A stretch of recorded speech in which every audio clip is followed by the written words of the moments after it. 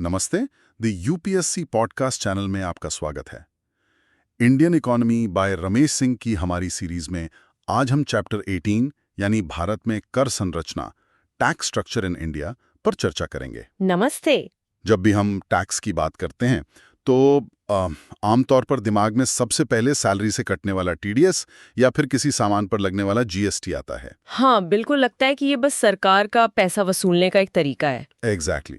लेकिन किताब की शुरुआत में ही एक बहुत दिलचस्प बात कही गई है। ये कहते हैं कि टैक्स असल में एक गाड़ी है, एक व्हीकल है जो संसाधनों को मतलब रिसोर्सेस को प्राइवेट हाथों से निकालकर पब्लिक कामों के लिए ट्रांसफर करती है। बिल्कुल, और ये मेटाफोर बहुत पावरफुल है। टैक्स सिर्फ सरकार की कमाई का जरिया नहीं है, ये एक बहुत बहुत शक्तिशाली टूल है। राइट। इसी से तय होता है कि देश में सड़कें कैसे बनेंगी, अस्पताल, स्कूल, ये सब कैसे बनेंगे और किसकी पहुंच में होंगे। और इसका सीधा असर समाज में अमीरी और गरीबी के फासले पर पड़ता है। हाँ बिल्कुल, जैसा किताब में कहा गया है, ये किसी भी देश की फिस्कल कैपेसिटी की रीढ़ की हड्डी है, बैकबोन है। अगर ये हड्डी कमजोर है तो देश का पूरा ढांचा ही लड़खड़ा जाएगा। तो चलिए इसी रीढ़ की हड्डी की बनावट को थोड़ा और गहराई से समझते हैं। आज हम टैक्स के बिल्कुल बुनियादी सिद्धांतों से शुरू करेंगे जी। कि टैक्स का असली मकसद क्या है, इसका बोझ असल में उठाता कौन है और इसे लगाने के मुख्य तरीके कौन-कौन से हैं जो पूरी दुनिया में अपनाए जाते हैं। Sounds good. चलिए इसे थोड़ा और खोलकर समझते हैं।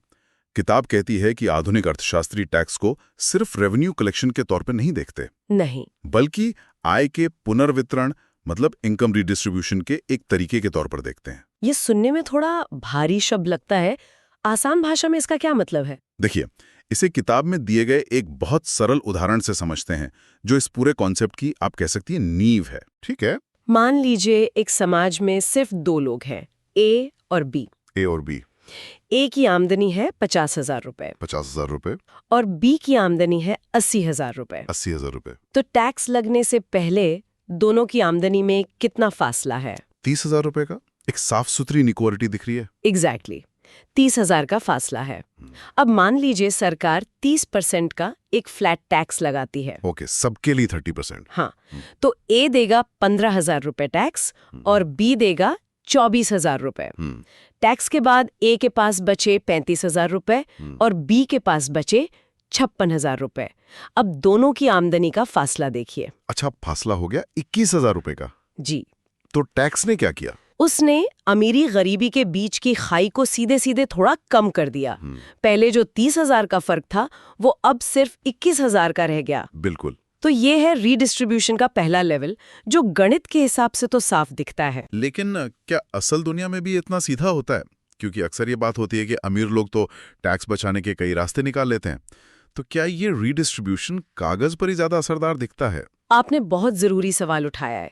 टैक्स अवॉइडेंस और इवेजन एक बहुत बड़ी चुनौती है जिस पर हम आगे बात करेंगे।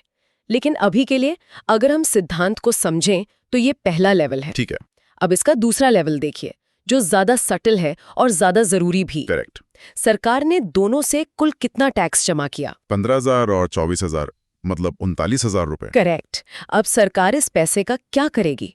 वो इसे पब्लिक सर्विसेज पर खर्च करेगी, सड़क, सरकारी स्कूल, अस्पताल, सुरक्षा। और यहीं पर सरकार की भूमिका सबसे अहम हो जाती है, क्योंकि अगर वो टैक्स का पैसा कुशलता से खर्च ना करे या वो करप्शन में चला जाए तो रीडिस्ट्रीब्यूशन का ये दूसरा स्तर तो पूरी तरह से फेल हो जाएगा। बिल्कुल सही।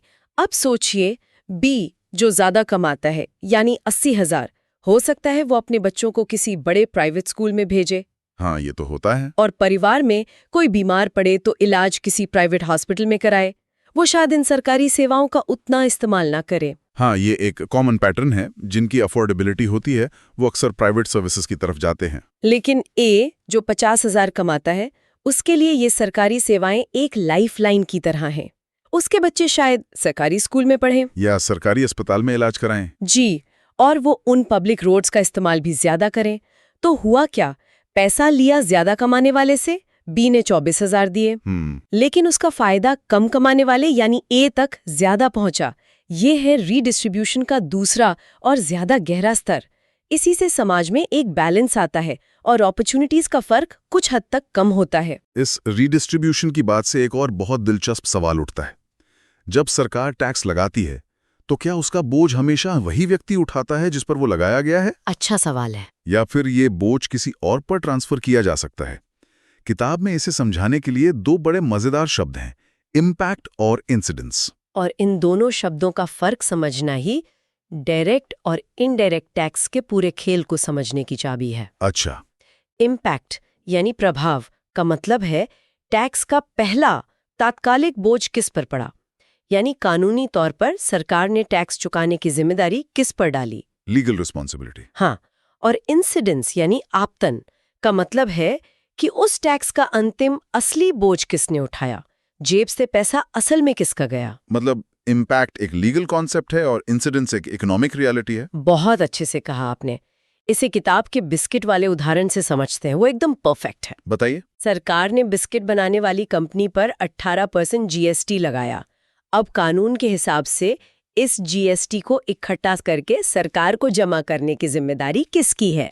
बिस्किट कंपनी की। तो टैक्स का इम्पैक्ट हुआ कंपनी पर। लेकिन कंपनी क्या करती है? वो कोई समाज सेवा तो कर नहीं रही, वो बिस्किट का दाम बढ़ा देगी। एग्जैक्टली। मान लीजिए बिस्किट 10 रुपए का था, जीएसटी लगाकर उसे 11 रुपए 80 पैसे का कर दिया, और वो बढ़ावा दाम हम और आप जैसे ग्राहक देते हैं। कंपनी तो अपना प्रॉफिट मार्जिन उतना ही रखेगी। वही तो बात है। तो टैक्स का अंतिम बोझ यानी इंसिडेंस कंज्यूमर पर आ गया। अच्छा। तो इम्पैक्ट हुआ कंपनी पर, लेकिन इंसिडेंस हुआ ग्राहक पर। जब इम्पैक्ट और इंसिडेंस अलग अलग लोगों पर पड़े तो वो इनडायरेक्ट टैक्स कहलाता है। मतलब आप उस बोझ को किसी और पर शिफ्ट कर सकते हैं। बिल्कुल। GST, excise duty, custom duty, ये सब इसके क्लासिक उदाहरण हैं। और ग्राहक के पास तो कोई चॉइस ही नहीं होती। एमआरपी में टैक्स इंक्लूडेड होता है, आपको देना ही पड़ेगा। आप दुकानदार से ये नहीं कह सकते कि भाई इसमें से जीएसटी वाला हिस्सा मैं नहीं दूंगा। ये बोझ साइलेंटली ट्रांसफर हो जाता है। हाँ, अब आते हैं डायरेक्ट टैक्स पर। ये वो टैक्स है जिसमें इम्पैक्ट और इंसिडेंस एक ही व्यक्ति पर होता है, बोझ को शिफ्ट नहीं किया जा सकता। इसका उदाहरण? सबसे अच्छा उदाहरण है इनकम टैक्स। आपकी आमदनी पर टैक्स लगा तो ये इम्पैक्ट आप पर हुआ, और उसे चुकाया भी आपने ही, तो ये इंसिडेंस भी आप पर ही हुआ। हाँ, आप अपने एम्प्लॉयर या किसी और को ये नहीं कह सकते कि मेरा इनकम टैक्स तुम भर दो, वो आपकी जेब से ही जाएगा। शायद इसीलिए डायरेक्ट टैक्स चुकाने में लोगों को ज्यादा पेन फील होता है। ये एक बहुत दिलचस्प साइकोलॉजिकल पॉइंट है। इनडायरेक्ट टैक्स तो कीमत में छिपा होता है, हम उसे हर रोज देते हैं पर महसूस नहीं करते। लेकिन इनकम टैक्स तो आंखों के सामने सैलरी से कटता है। सही बात है। डायरेक्ट टैक्स ज्यादा विजिबल होता है, इसीलिए लोग सरकार से ज्यादा अकाउंटेबिलिटी की मांग भी करते हैं। उन्हें लगता है कि ये मेरा पैसा है, बताओ कहाँ खर्च कर रहे हो। हाँ, ये तो है। इनडायरेक्ट टैक्स के मामले में ये जुड़ाव उतना मजबूत नहीं होता। तो अब जब हम ये समझ गए हैं कि टैक्स का बोझ कौन उठाता है, तो अगला सवाल है कि ये टैक्स लगाया कैसे जाए। क्या सबसे एक बराबर टैक्स लेना चाहिए, या अमीरों से ज्यादा और गरीबों से कम? किताब में इसके 3 मुख्य मेथड्स बताए गए हैं। सबसे पहला है प्रोग्रेसिव टैक्सेशन, यानी प्रगतिशील कराधान, जो भारत के इनकम टैक्स सिस्टम का आधार है। प्रोग्रेसिव टैक्सेशन का सिद्धांत बहुत सरल और न्यायपूर्ण लगता है। कैसे? इसका सिद्धांत है जिसकी आय ज्यादा, उससे टैक्स भी ज्यादा प्रतिशत में लिया जाएगा, यानी एबिलिटी टू पे का प्रिंसिपल। जो ज्यादा भुगतान कर सकता है उससे ज्यादा लिया जाए। जैसे हमारे यहाँ इनकम टैक्स स्लैब्स हैं। बिल्कुल, एक सीमा तक कोई टैक्स नहीं, फिर 5 लाख से 10 लाख तक अलग रेट, 10 लाख से 30 लाख तक अलग, और 30 लाख से ऊपर और भी ज्यादा रेट। इसका मकसद साफ है, सोशल जस्टिस। जिनकी भुगतान करने की क्षमता ज्यादा है वो देश के विकास में ज्यादा योगदान दें। लेकिन इसकी आलोचना भी तो होती है। हाँ, काफी होती है। हर बजट के आसपास ये डिबेट शुरू हो जाती है। एक तरफ सामाजिक न्याय की बात होती है, तो दूसरी तरफ इंडस्ट्री और हाई ऑनर्स कहते हैं कि सुपर रिच पर ज्यादा टैक्स लगाने से इन्वेस्टमेंट सेंटिमेंट पर असर पड़ेगा, और ये ज्यादा कमाने को एक तरह से पनिश करना है।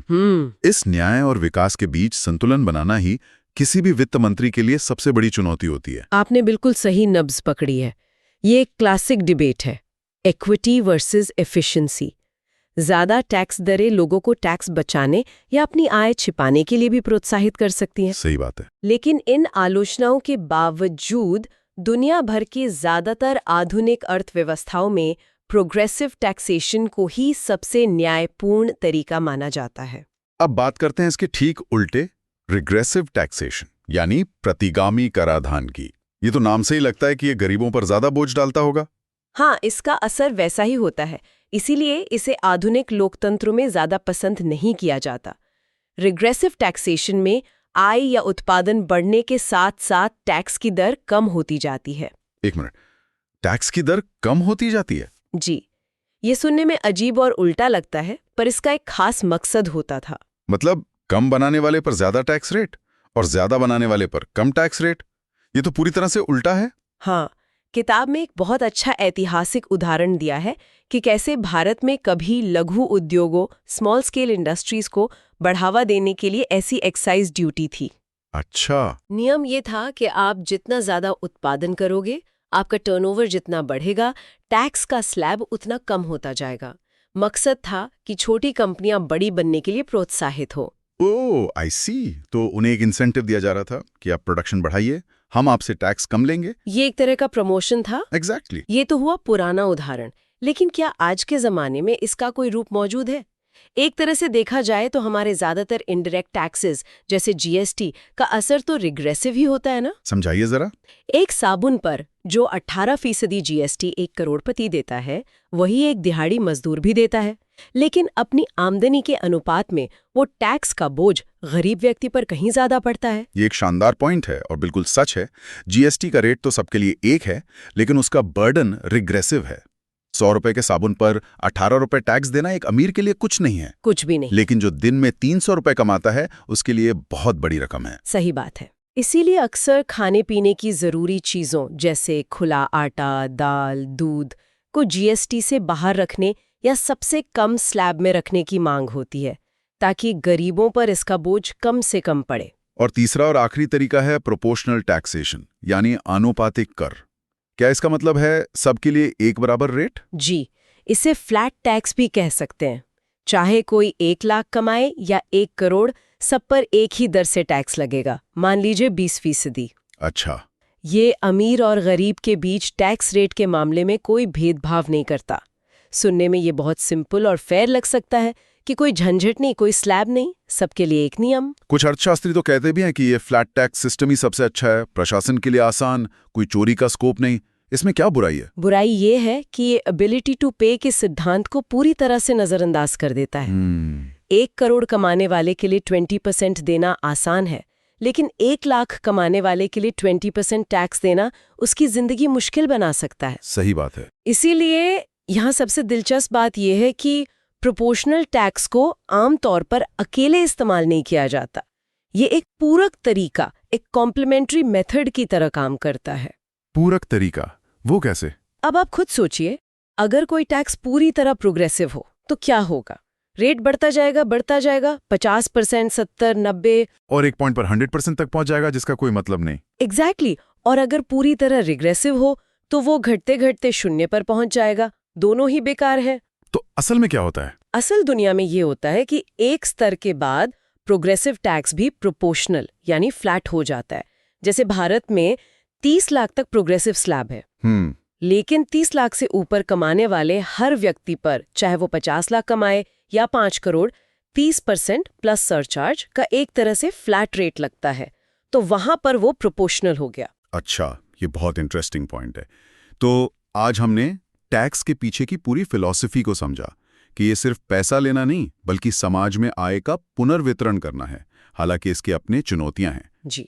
हमने इम्पैक्ट और इंसिडेंस का वो जरूरी फर्क समझा, जिससे डायरेक्ट और इनडायरेक्ट टैक्स की नींव बनती है। और हमने टैक्स लगाने के 3 मुख्य तरीकों, प्रोग्रेसिव, रिग्रेसिव और प्रोपोर्शनल के लॉजिक, उनकी अच्छाइयों और उनकी कमियों को भी देखा। ये वो बुनियादी बिल्डिंग ब्लॉक्स हैं जिनके ऊपर पूरे देश का टैक्स स्ट्रक्चर खड़ा होता है। इन्हें समझे बिना हम जीएसटी या कॉर्पोरेट टैक्स जैसी जटिल चीजों को नहीं समझ सकते। बिल्कुल।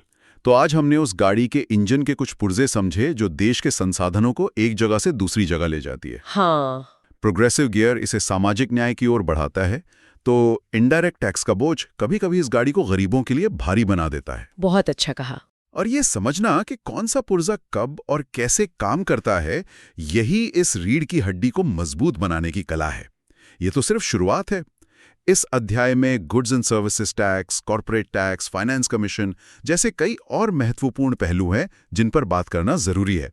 जी बिल्कुल। चलिए आगे बढ़ते हैं। ठीक है, तो अब हम एक अच्छे टैक्स सिस्टम पर चर्चा करेंगे। जब हम अच्छा टैक्स सिस्टम कहते हैं तो इसका क्या मतलब है? क्या इसका मतलब सिर्फ सरकार के लिए ज्यादा से ज्यादा पैसा इकट्ठा करना है या इससे कुछ ज्यादा है? ये सवाल तो इस पूरी बहस की जड़ है, और जैसा हमारे स्रोत बताते हैं, ये सिर्फ पैसा इकट्ठा करने से कहीं ज्यादा है। देखिए, एक अच्छा टैक्स सिस्टम किसी भी देश की अर्थव्यवस्था और समाज का आईना होता है। आईना होता है। हाँ, वो बताता है कि देश अपने नागरिकों के साथ कैसा बर्ताव करता है और उनसे क्या उम्मीद रखता है। हाँ, और भारत जैसे एक विकासशील देश में तो ये और भी ज्यादा जरूरी हो जाता है। हमारे पास जो स्रोत है वो बताते हैं कि इस पर बहुत बहस हुई है। सबसे बड़ी बहस तो यही होती है कि प्रोग्रेसिव टैक्स बेहतर है या रिग्रेसिव। बिल्कुल। और डायरेक्ट टैक्स कलेक्शन ज्यादा होना चाहिए या इनडायरेक्ट, ये सब क्लासिक बहसें हैं। सही बात है। इन सभी विवादों के बावजूद एक अच्छी बात यह है कि दुनिया भर के अर्थशास्त्रियों के बीच एक अच्छे टैक्स सिस्टम के 5 मुख्य सिद्धांतों पर एक आम सहमति है। अच्छा। ये 5 सिद्धांत हैं: फेयरनेस यानी न्याय, एफिशिएंसी यानी दक्षता, एडमिनिस्ट्रेटिव सिंप्लिसिटी यानी प्रशासनिक सरलता, फ्लेक्सिबिलिटी यानी लचीलापन, और ट्रांसपेरेंसी यानी पारदर्शिता। तो चलिए इन भारी भरकम शब्दों को खोलते हैं, एक एक करके इन 5 सिद्धांतों को समझते हैं कि असल में इनका मतलब क्या है और ये एक आम इंसान की जिंदगी पर कैसे असर डालते हैं। जरूर। शुरू करते हैं पहले और शायद सबसे जरूरी सिद्धांत से, फेयरनेस। फेयरनेस, न्याय। सुनने में तो बहुत सीधा लगता है कि जो सही है वही होना चाहिए, लेकिन मुझे लगता है इसे टैक्स सिस्टम में लागू करना उतना आसान नहीं होगा, क्योंकि हर किसी के लिए न्याय की परिभाषा अलग हो सकती है। आपने बिल्कुल सही नस पकड़ी है। फेयरनेस को परिभाषित करना बहुत मुश्किल है, इसीलिए अर्थशास्त्री इसे 2 हिस्सों में बांटते हैं। 2 हिस्सों में? हाँ, हॉरिजॉन्टल इक्विटी और वर्टिकल इक्विटी। अच्छा, ये क्या है? कोई आसान सा उदाहरण देकर समझाएंगे? हॉरिजॉन्टल इक्विटी का मतलब है कि एक जैसी आर्थिक स्थिति वाले लोगों को एक जैसा टैक्स देना चाहिए। मान लीजिए 2 दोस्त हैं, नेहा और रोहन। ठीक है। दोनों एक ही कंपनी में काम करते हैं, दोनों की सालाना सैलरी 10 लाख रुपए है। तो हॉरिजॉन्टल इक्विटी का सिद्धांत कहता है कि उन दोनों पर टैक्स भी लगभग बराबर लगना चाहिए। ऐसा नहीं होना चाहिए कि एक को ज्यादा देना पड़ रहा है और दूसरे को कम, जबकि उनकी कमाई बिल्कुल एक जैसी है। ठीक है, हॉरिजॉन्टल इक्विटी तो समझ में आती है, ये तर्कसंगत है। Same income same tax. और वर्टिकल इक्विटी? वर्टिकल इक्विटी का मतलब है कि जो लोग ज्यादा कमाने की बेहतर स्थिति में हैं, उन्हें ज्यादा टैक्स देना चाहिए। मतलब जिसकी कमाई ज्यादा उसका टैक्स भी ज्यादा? हाँ, जैसे अगर एक व्यक्ति 10 लाख कमाता और दूसरा 1 करोड़, तो 1 करोड़ कमाने वाले को ज्यादा टैक्स देना चाहिए। भारत का जो इनकम टैक्स स्लैब सिस्टम है ना, हाँ, जहां अलग अलग इनकम पर अलग अलग रेट्स हैं। बिल्कुल, वो इसी वर्टिकल इक्विटी का एक जीता जागता उदाहरण है। ये एबिलिटी टू पे यानी भुगतान करने की क्षमता के सिद्धांत पर आधारित है। तो फेयरनेस के ये 2 पहलू हो गए, समान लोगों से समान टैक्स और ज्यादा कमाने वालों से ज्यादा टैक्स। लेकिन अगला सिद्धांत है एफिशिएंसी। इसका मतलब है कि टैक्स सिस्टम को अर्थव्यवस्था में दखल नहीं देना चाहिए। ये कैसे होता है? एक कुशल या एफिशिएंट टैक्स सिस्टम वो होता है जो सरकार के लिए कम से कम लागत पर राजस्व तो जुटाता ही है, साथ ही अर्थव्यवस्था में कम से कम दखलंदाजी करता है। टैक्स सिस्टम लोगों के आर्थिक फैसलों को बहुत गहराई से प्रभावित करता है। मतलब ये लोगों को कुछ करने के लिए प्रोत्साहित या हतोत्साहित कर सकता है। बिल्कुल। और इन स्रोतों को पढ़ते हुए मुझे एक बहुत दिलचस्प कॉन्सेप्ट मिला, double dividend of a tax. Double dividend यानी दोहरा फायदा, ये क्या है? हाँ, इसका सबसे अच्छा उदाहरण है प्रदूषण या सिगरेट पर लगने वाला टैक्स, जिसे हम साइन टैक्स भी कहते हैं। जब सरकार सिगरेट पे भारी टैक्स लगाती है तो उसे 2 फायदे होते हैं। अच्छा। पहला, सरकार को राजस्व मिलता है, पैसा आता है। और दूसरा, जो कि ज्यादा बड़ा सामाजिक फायदा है, वो ये है कि सिगरेट महंगी होने की वजह से लोग उसका इस्तेमाल कम करते हैं, जिससे स्वास्थ्य पर अच्छा असर पड़ता है। ये तो कमाल का कॉन्सेप्ट है। एक तीर से 2 निशाने वाली बात हो गई। यही है डबल डिविडेंड। एक एफिशिएंट टैक्स सिस्टम सिर्फ पैसे नहीं बटोरता, बल्कि समाज को सही दिशा में भी धकेलता है। ये तो बहुत जरूरी लगता है, खासकर भारत जैसे देश में। एडमिनिस्ट्रेटिव सिंप्लिसिटी, टैक्स भरना अगर रॉकेट साइंस जैसा हो तो लोग इससे बचेंगे ही। यही बात है, सिस्टम जितना आसान होगा, टैक्स चोरी माने टैक्स इवेजन उतनी ही कम होगी। स्रोत बताते हैं कि भारत में टैक्स सुधारों का एक मुख्य लक्ष्य हमेशा से सरलीकरण रहा है, जैसे कि चलैया समिति, चलिए कमेटी ने भी यही सिफारिश की थी। और बाकी 2, फ्लेक्सिबिलिटी और ट्रांसपेरेंसी। फ्लेक्सिबिलिटी का मतलब है कि जरूरत पड़ने पर सिस्टम में बदलाव किए जा सकें। जैसे आर्थिक मंदी के समय सरकार टैक्स घटाकर लोगों को ज्यादा खर्च करने के लिए प्रोत्साहित कर सकती है। अच्छा। और ट्रांसपेरेंसी का मतलब है कि करदाताओं को पता होना चाहिए कि वे वास्तव में कितना टैक्स दे रहे हैं और उनका पैसा सार्वजनिक सेवाओं पर कैसे खर्च हो रहा है। इससे सिस्टम में विश्वास बढ़ता है। तो ये तो हुए एक आदर्श टैक्स सिस्टम के गुण, लेकिन भारत की असलियत खासकर जीएसटी से पहले काफी अलग थी। एक शब्द जो बार बार सुनने को मिलता था, कैस्केडिंग इफेक्ट। ये क्या था? कैस्केडिंग इफेक्ट का मतलब था टैक्स पर टैक्स। ये पुराने single point tax collection system की सबसे बड़ी और सबसे हानिकारक कमी थी। टैक्स पर टैक्स, ये होता कैसे था? इसे एक उदाहरण से समझते हैं। मान लीजिए एक शर्ट बन रही है। पहले धागा बनाने वाले ने धागा बेचा और उस पर टैक्स दिया। फिर कपड़ा बनाने वाले ने उस धागे को खरीदा और कपड़ा बनाकर बेचा। ठीक है। जब उसने कपड़ा बेचा तो उसमें पूरे दाम पर टैक्स दिया, जिसमें धागे पर लगा टैक्स भी शामिल था। फिर शर्ट बनाने वाले ने भी यही किया। अरे, मतलब हर स्टेज पर, पिछले स्टेज पर लगे टैक्स के ऊपर भी टैक्स लग रहा था। इससे तो चीजें बहुत महंगी हो जाती होंगी, खासकर गरीब लोगों के लिए। बिल्कुल, ये समाज के लिए बहुत हानिकारक था। इसी समस्या को हल करने के लिए वैल्यू एडेड टैक्स वैट लाया गया। तो वैट ने इसे कैसे ठीक किया? वैट एक मल्टी पॉइंट टैक्स है, लेकिन ये सिर्फ हर स्टेज पर वैल्यू एडिशन पर लगता है। वैल्यू एडिशन मतलब? यानी शर्ट बनाने वाला सिर्फ उस मूल्य पर टैक्स देगा जो उसने अपनी मेहनत और प्रक्रिया से जोड़ा है, ना कि पूरे कपड़े के दाम पर। उसे कपड़े पर पहले से दिए गए टैक्स का क्रेडिट मिल जाता है। अच्छा, इनपुट टैक्स क्रेडिट। हाँ। और इसका एक और फायदा था, टैक्स चोरी को रोकना, क्योंकि क्रेडिट लेने के लिए पक्का बिल माने इनवॉइस या रसीद दिखाना जरूरी होता है, जिससे पूरी सप्लाई चेन का हिसाब किताब रखना पड़ता है। एकदम सही। केंद्र और राज्य दोनों को टैक्स लगाने और वसूलने का अधिकार है। वैट लागू होने के बाद भी राज्य स्तर पर कोई यूनिफॉर्मिटी मतलब एक रूपता नहीं थी। हर राज्य का अपना सेल्स टैक्स, एंटरटेनमेंट टैक्स वगैरह था। इसका मतलब एक राज्य से दूसरे राज्य में व्यापार करना एक सिरदर्द था। एक ही देश कई छोटे छोटे बाजारों में बटा हुआ था। एकदम सही। इससे एक मजबूत और एकीकृत राष्ट्रीय बाजार, एक सिंगल मार्केट नहीं बन पा रहा था। इसी जरूरत ने जीएसटी की नींव रखी। स्रोत में इस सफर के कुछ मुख्य पड़ावों का जिक्र है। हाँ, ये एक लंबी प्रक्रिया थी। पहला कदम 1996 में केंद्र सरकार ने अपनी एक्साइज ड्यूटी को वैट के तरीके से वसूलना शुरू किया, जिसे सेनवैट नाम दिया गया। ठीक है। दूसरा कदम 2005 से 2009 के बीच आया। राज्यों ने धीरे धीरे वैट को अपनाना शुरू किया।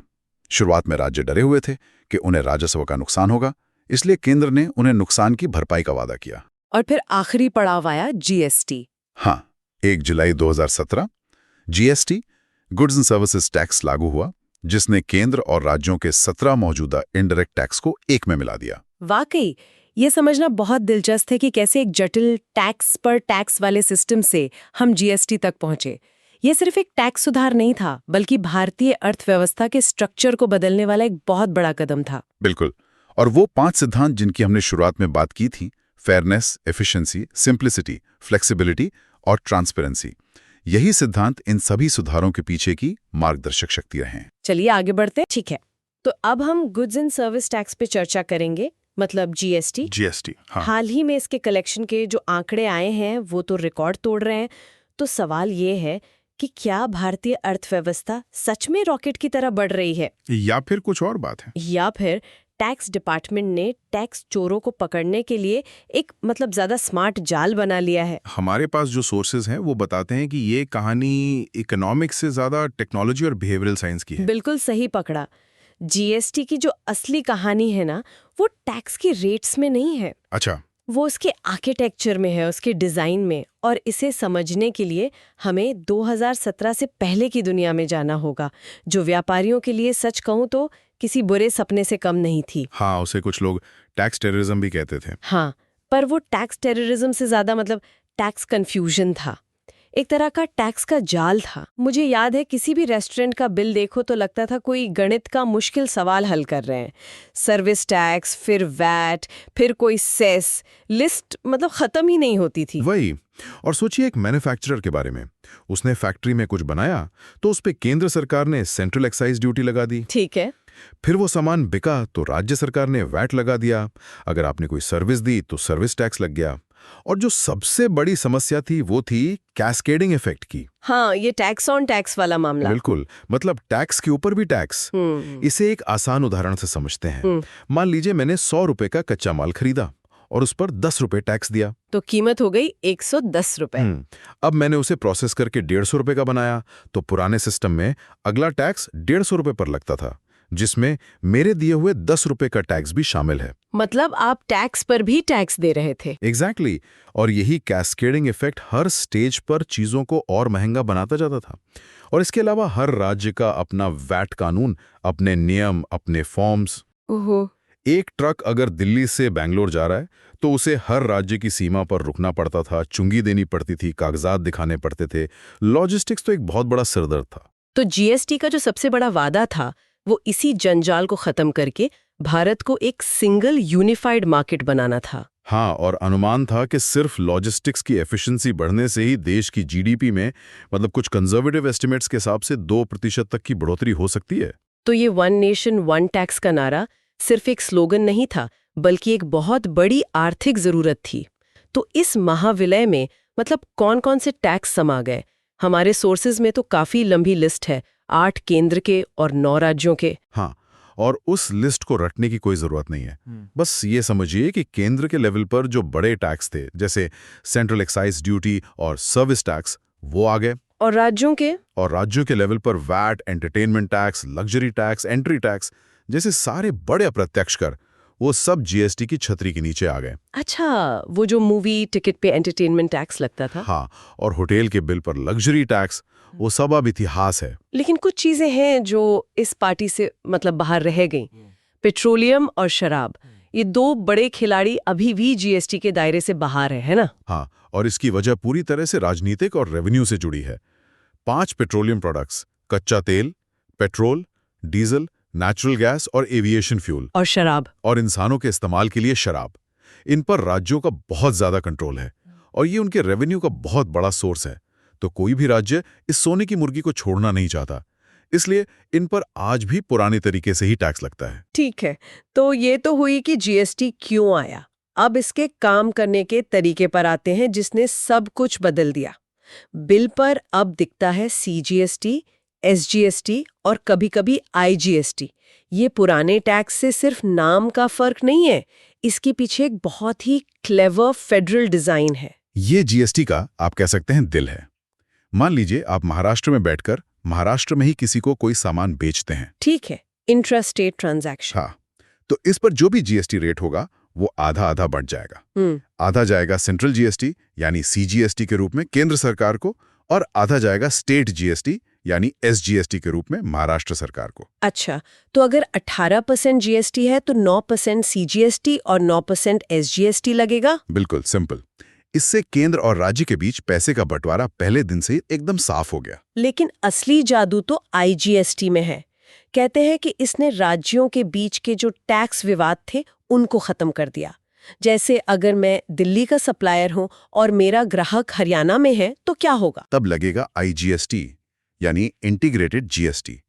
ये है इंटरस्टेट ट्रांजैक्शंस के लिए, इसे केंद्र सरकार वसूलती है। ठीक है, लेकिन जीएसटी एक डेस्टिनेशन बेस्ड टैक्स है। इसका मतलब है कि टैक्स का फायदा उस राज्य को मिलना चाहिए जहां सामान या सर्विस का उपभोग हो रहा है। मतलब हरियाणा को? हाँ बिल्कुल।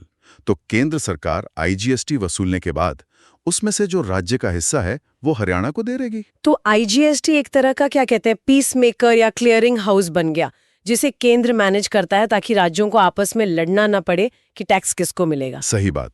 ये पुराने कॉम्प्लिकेट सेंट्रल सेल्स टैक्स मतलब सीएसटी सिस्टम से बहुत बड़ा सुधार है। और ये सब कौन तय करता है कि किस चीज पर 5% लगेगा और किस पर 28%? ये सब फैसले जीएसटी काउंसिल लेती है, जो शायद भारत के फेडरल स्ट्रक्चर का सबसे सफल उदाहरण है।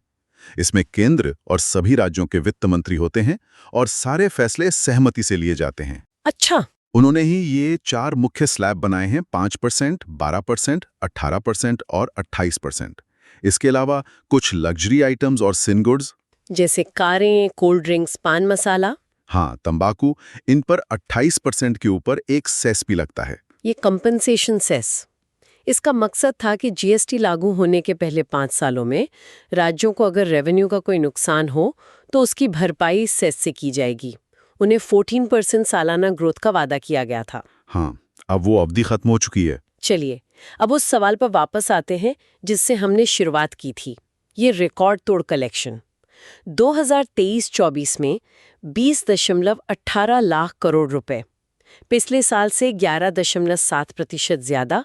औसत मासिक कलेक्शन भी 1.68 लाख करोड़ पहुंच गया है। ये पैसा आ कहां से रहा है? देखिए, इकोनॉमिक रिकवरी तो एक फैक्टर है ही, लेकिन असली कहानी है कंप्लायंस में जबरदस्त सुधार। कंप्लायंस? और ये सुधार डंडे के जोर पर नहीं, बल्कि टेक्नोलॉजी और साइकोलॉजी व स्मार्ट इस्तेमाल से आया है। सरकार ने एक ऐसा डिजिटल ढांचा खड़ा कर दिया है जिसमें टैक्स चोरी करना मतलब नामुमकिन तो नहीं, पर बहुत बहुत मुश्किल हो गया है। तो चलिए इस डिजिटल जाल को परत दर परत खोलते हैं। पहला और सबसे मशहूर टूल है ई-वे बिल। हाँ, एक तय कीमत से ज्यादा का माल अगर आपको एक शहर से दूसरे शहर ले जाना है तो आपको एक इलेक्ट्रॉनिक बिल बनाना होगा। इससे हर ट्रक की मूवमेंट डिजिटली ट्रैक होती है। लेकिन शोर तो ज्यादा स्मार्ट होते हैं। बिल्कुल, उन्होंने इसका भी तोड़ निकालने की कोशिश की। वो दिखाते थे कि ट्रक 500 किलोमीटर जा रहा है, जबकि वो असल में सिर्फ 50 किलोमीटर दूर किसी को बिना बिल के माल बेच देते थे। तो सरकार ने इसका क्या जवाब दिया? सरकार ने ई-वे बिल सिस्टम में पिन कोड डिस्टेंस मैपिंग को अनिवार्य कर दिया। अच्छा। अब आप जैसे ही 2 पिन कोड डालते हैं, सिस्टम खुद ही नेशनल इंफॉर्मेटिक्स सेंटर मतलब NIC के डेटा से उन दोनों जगहों के बीच की दूरी कैलकुलेट कर लेता है। अब आप ये नहीं कह सकते कि आप दिल्ली से नोएडा जाने में 500 किलोमीटर चले। सिस्टम पकड़ लेगा। हाँ, ये एक छोटा सा बदलाव था, लेकिन इसने फर्जी बिलिंग पर बहुत बड़ी रोक लगाई। वाह, ये तो गूगल मैप्स को टैक्स कलेक्शन के लिए इस्तेमाल करने जैसा हो गया। लेकिन असली गेम चेंजर तो इनवॉइस मैचिंग को कहा जाता है ना?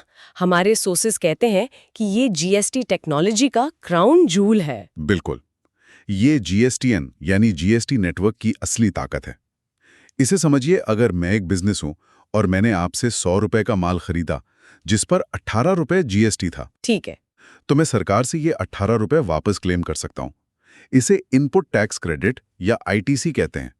पुराने सिस्टम में ये बहुत बड़े फर्जीवाड़े का जरिया था।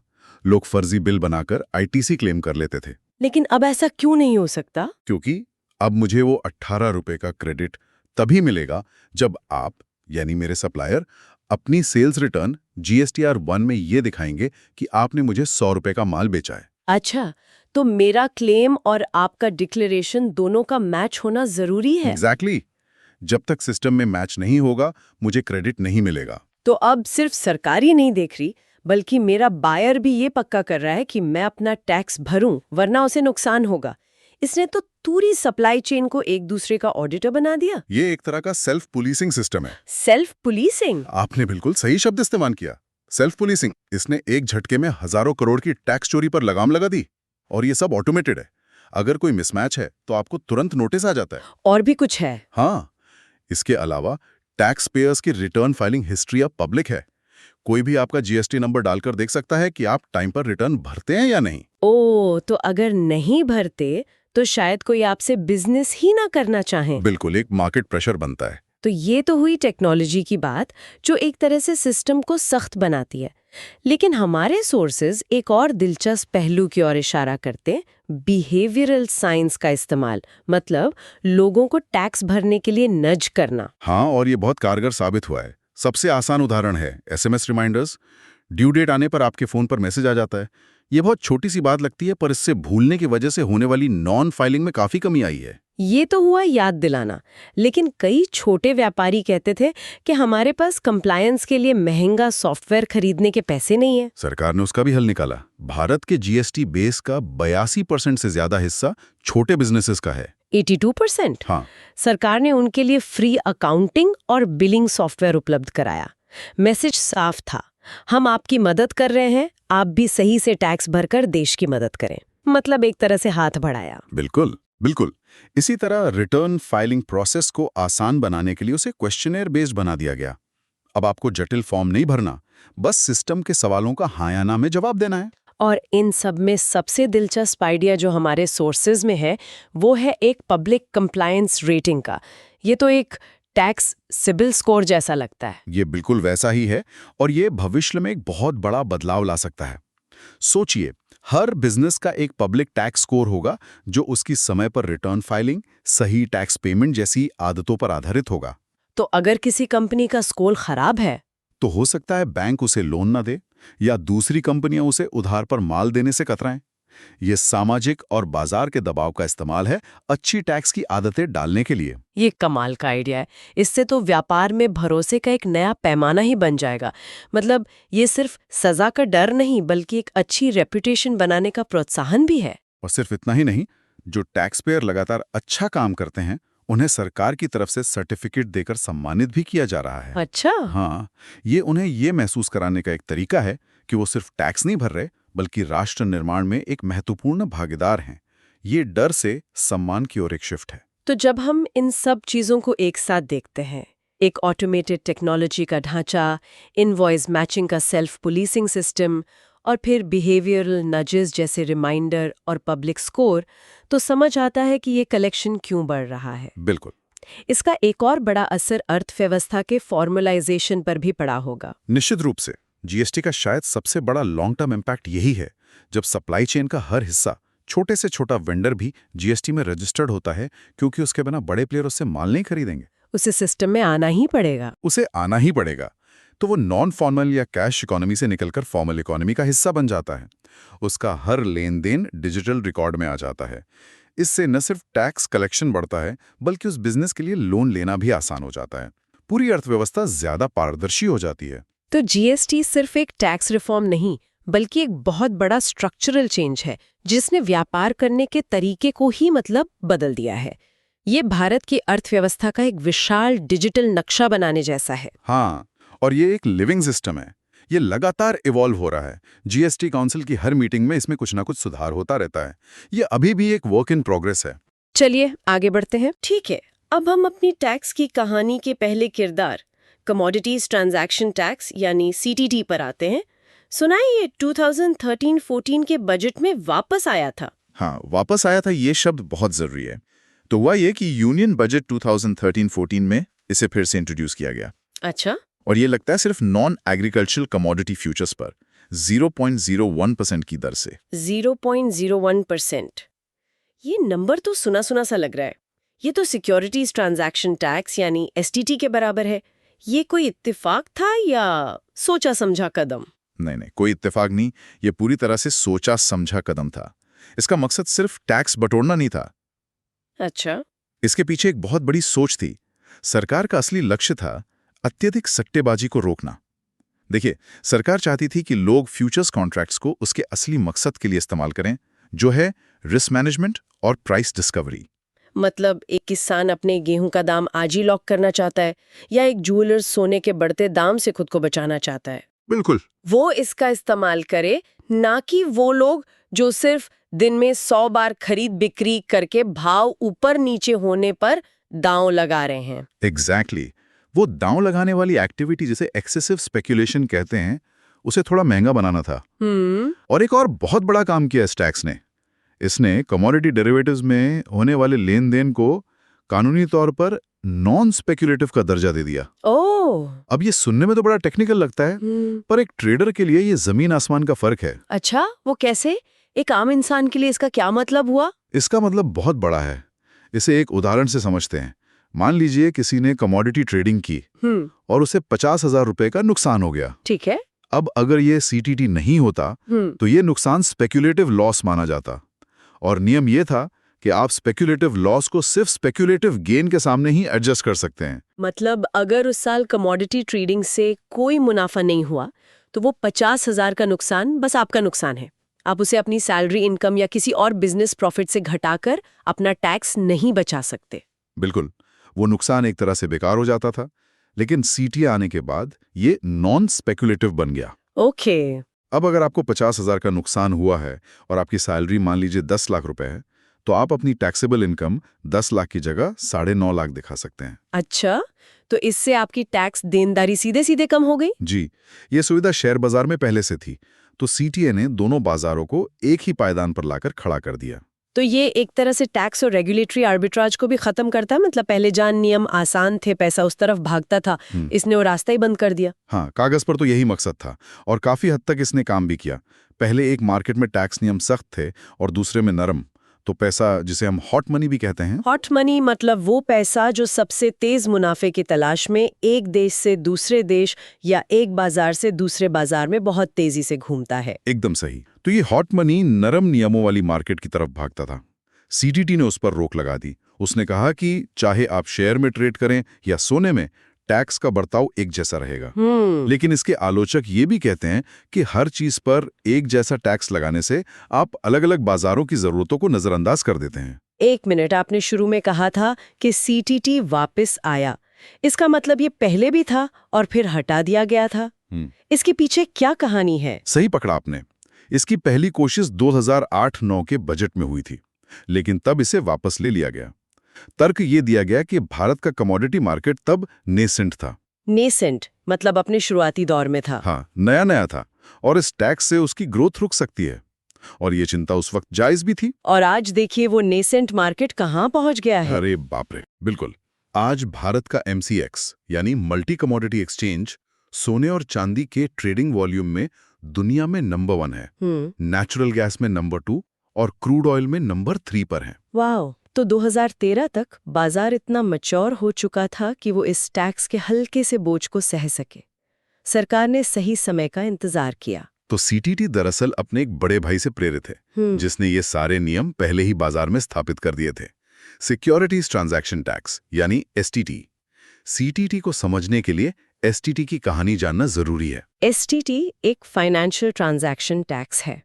जब भी आप किसी मान्यता प्राप्त स्टॉक एक्सचेंज पर कोई सिक्योरिटी जैसे शेयर, फ्यूचर्स या ऑप्शंस खरीदते या बेचते हैं, तो उस लेन देन पर यह टैक्स लगता है। अच्छा। यह 1 अक्टूबर 2004 को लागू हुआ था, और इसकी सबसे खास बात यह है कि यह अदृश्य है।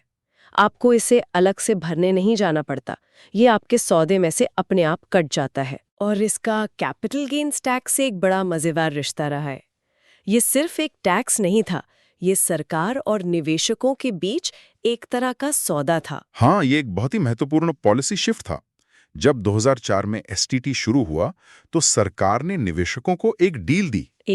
उन्होंने कहा, आप हमें हर ट्रांजैक्शन पर थोड़ा-थोड़ा STT दीजिए और बदले में हम आपसे long term capital gains tax यानी 1 साल से ज्यादा रखे गए शेयर्स पर हुए मुनाफे पर कोई टैक्स नहीं लेंगे। उसे बिल्कुल जीरो कर दिया गया। जीरो? हाँ, जीरो। और short term capital gains tax को भी घटा दिया गया। ये तो छोटे निवेशकों के लिए बहुत बड़ी बात थी। हिसाब किताब का कोई झंझट ही नहीं, बस ट्रेड करो और लंबे समय में कमाया हुआ सारा मुनाफा आपका। जी। लेकिन जो लोग दिन रात ट्रेडिंग ही करते हैं, जैसे ब्रोकर्स, उनका क्या? उनके लिए तो STT एक रोज का बड़ा खर्चा बन गया होगा। क्या उनके लिए कोई अलग नियम था? आपने बहुत सही नस पकड़ी है। शुरू में उनके लिए कोई अलग नियम नहीं था और ये उनके लिए बहुत बड़ी समस्या थी। लेकिन 2008 में सरकार ने इस नियम को बदला। ओके। उन्होंने कहा कि जो ब्रोकर्स या ट्रेडर्स हैं, जिनका काम ही खरीद बिक्री करना है, उनके लिए STT को एक बिजनेस का खर्चा मतलब एक्सपेंस माना जाएगा। वो इसे अपनी बिजनेस इनकम से घटा सकते हैं। अच्छा, जैसे वो ऑफिस का किराया या कर्मचारियों की सैलरी घटाते हैं। बिल्कुल वैसे ही। ये जानना भी जरूरी है कि STT कहाँ नहीं लगता, क्योंकि लोग अक्सर कंफ्यूज हो जाते हैं कि शायद हर फाइनेंशियल ट्रांजैक्शन पर STT लगता होगा। बिल्कुल, और ये कंफ्यूजन नुकसान करा सकता है। STT सिर्फ स्टॉक एक्सचेंज पर होने वाले सौदों पर लगता है। अगर 2 लोग आपस में बिना एक्सचेंज के शेयर ट्रांसफर कर लें तो उस पर STT नहीं लगता। उसे ऑफ मार्केट ट्रांजैक्शन कहते हैं, राइट? हाँ। इसके अलावा प्रेफरेंस शेयर, सरकारी securities, bonds, debentures, currency derivatives और डेट म्यूचुअल फंड्स पर भी ये लागू नहीं होता। इन सब पर सामान्य कैपिटल गेन्स टैक्स के नियम लगते हैं। तो हमने ट्रांजैक्शन टैक्सेस की बात कर ली, जो रास्ते का टोल टैक्स जैसा है।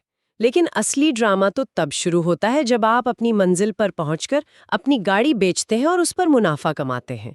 तब मैदान में आता है असली खिलाड़ी, कैपिटल गेन्स टैक्स। सही कहा।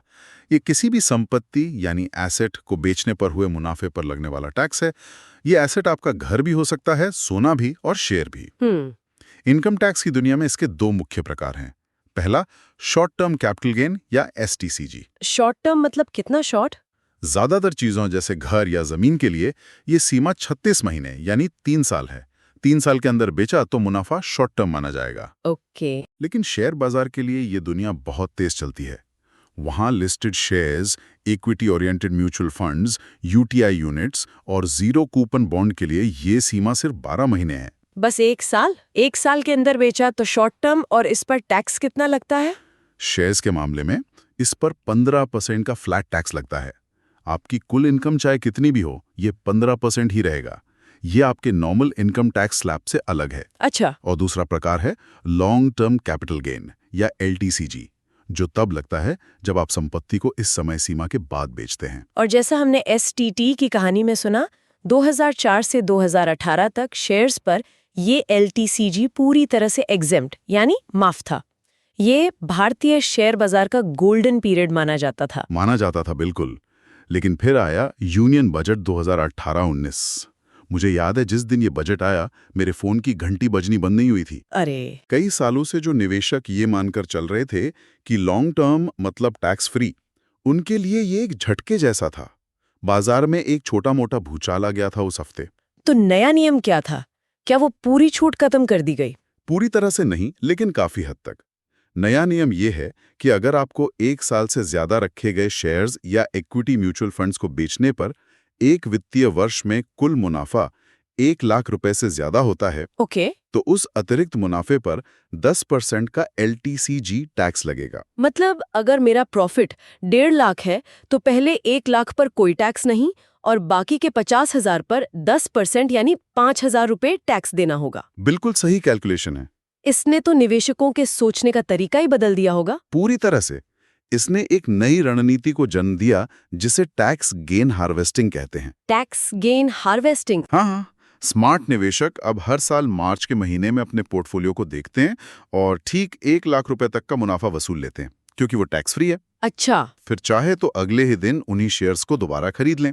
इससे ना सिर्फ वो टैक्स बचाते हैं, बल्कि उनकी खरीद की कीमत भी बढ़ जाती है, जिससे भविष्य में लगने वाला कैपिटल गेन भी कम हो जाता है। वाह, ये तो सरकार और निवेशक के बीच एक नई शतरंज की बिसात बिछ गए, कह सकते हैं। हमने अभी तक उन टैक्स की बात की जो सीधे सीधे मुनाफे या लेन देन पर लगते हैं, लेकिन सोचिए क्या हो अगर कोई कंपनी कागज पर तो करोड़ों का मुनाफा दिखाए, अपने शेयर होल्डर्स को डिविडेंड भी बांटे, लेकिन जब टैक्स भरने की बारी आए तो कहे सॉरी, हमारी टैक्सेबल इनकम तो 0 है। ये सुनने में अजीब लगता है, पर सालों तक ऐसा होता था और इसी लूप होल को बंद करने के लिए सरकार एक बहुत ही अनोखा हथियार लेकर आई। और उस हथियार का नाम है मिनिमम ऑल्टरनेट टैक्स या MAT। ये टैक्स की दुनिया का एक बहुत ही दिलचस्प कानून है। अच्छा। ये संभव इसलिए था क्योंकि कंपनियां अपना प्रॉफिट 2 अलग-अलग कानूनों के हिसाब से गिनती हैं। इसे ऐसे समझिए कि हर कंपनी के पास 2 रिपोर्ट कार्ड होते हैं। 2 रिपोर्ट कार्ड? हाँ, एक रिपोर्ट कार्ड वो अपने शेयर होल्डर्स को दिखाती है अपनी एनुअल रिपोर्ट में। इसे बुक प्रॉफिट कहते हैं और ये कंपनीज एक्ट के नियमों के हिसाब से बनता है। ठीक है। इसमें कंपनी अपनी अच्छी से अच्छी परफॉर्मेंस दिखाना चाहती है, लेकिन एक दूसरा खुफिया रिपोर्ट कार्ड होता है जो वो इनकम टैक्स विभाग को दिखाती है। वो इनकम टैक्स एक्ट के हिसाब से बनता है और उसे टैक्सेबल इनकम कहते हैं। और जाहिर है इनकम टैक्स एक्ट वाले रिपोर्ट कार्ड में वो अपना प्रॉफिट कम से कम दिखाना चाहेगी और कानून उसे ऐसा करने में मदद भी करता है ना, बहुत सारी छूट, कटौतियां और इंसेंटिव्स देकर। बिल्कुल, जैसे डेप्रिसिएशन पर ज्यादा छूट या किसी स्पेशल इकोनॉमिक जोन में निवेश करने पर टैक्स हॉलिडे। इन सब का फायदा उठाकर कंपनियां अपनी टैक्सेबल इनकम को बहुत कम या शून्य या कभी-कभी तो नेगेटिव में भी दिखा देती थी। तो टैक्स भी 0। हाँ, नतीजा ये होता था कि कंपनी का बुक प्रॉफिट तो 100 करोड़ है, लेकिन टैक्सेबल इनकम 0 है तो टैक्स भी 0। मैट को 1997-98 में इसीलिए लाया गया था कि ऐसी 0 टैक्स कंपनियों से भी कम से कम कुछ तो टैक्स वसूला जाए। तो ये मैट लगता कैसे है? इसका कैलकुलेशन कैसे होता है? इसका कैलकुलेशन ही इसकी खासियत है। सरकार कहती है, ठीक है, आप अपनी टैक्सेबल इनकम 0 दिखाइए, हमें कोई दिक्कत नहीं, हम आपका टैक्स आपके बुक प्रॉफिट पर लगाएंगे। अच्छा। ये कंपनी के बुक प्रॉफिट पर 18.5% की दर से लगाया जाता है। सो उसका उदाहरण लेते हैं। मान लीजिए एक कंपनी का बुक प्रॉफिट 10 लाख रुपए है, ठीक है, लेकिन इनकम टैक्स एक्ट के सारे डिडक्शंस के बाद उसकी टैक्सेबल इनकम सिर्फ 4 लाख रुपए रह जाती है। ठीक है, तो नॉर्मल कॉर्पोरेट टैक्स रेट मान लीजिए 30% के हिसाब से उसका टैक्स बना 1,20,000 रुपए। सही, लेकिन इनकम टैक्स विभाग मैट भी कैलकुलेट करेगा। वो कंपनी के बुक प्रॉफिट यानी 10 लाख रुपए पर 18.5% की दर से टैक्स लगाएगा, जो हुआ 1,85,000 रुपए। ओके। अब विभाग इन दोनों आंकड़ों को देखेगा, 1,20,000 रेगुलर टैक्स और 1,85,000 मैट। इन दोनों में से जो भी ज्यादा होगा कंपनी को वो चुकाना होगा। तो इस केस में उसे 1,85,000 रुपए देने होंगे। जी। तो जो ज्यादा टैक्स भरा, यानी रेगुलर टैक्स के ऊपर जो अतिरिक्त 65,000 भरे, वो बेकार गया? एक तरह से फाइन लग गया ज्यादा होशियार बनने का? नहीं, बेकार नहीं गया। सरकार इतनी भी सख्त नहीं है। ये जो अतिरिक्त टैक्स कंपनी भरती है उसे मैट क्रेडिट कहते हैं। MAT credit? सरकार इसे एक तरह का एडवांस टैक्स मानती है।